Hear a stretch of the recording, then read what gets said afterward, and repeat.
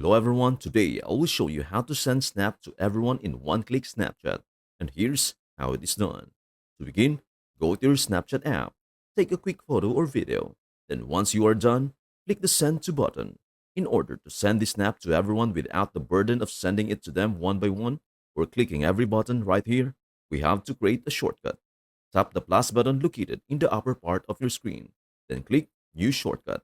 So this is the part where you have to manually click all your friends. Although it might take a bit of your time, especially if you have a lot of friends. Rest assured, after making this shortcut, you can now send snaps to everyone at once.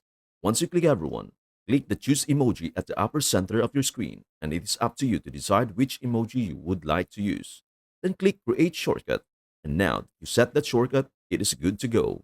Remember to just click the shortcut emoji you choose every time you want to send a snap to everyone at once.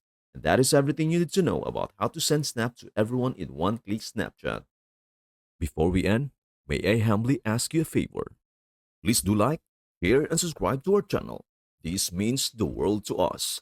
Thank you so much for watching. We hope to see you in our next video.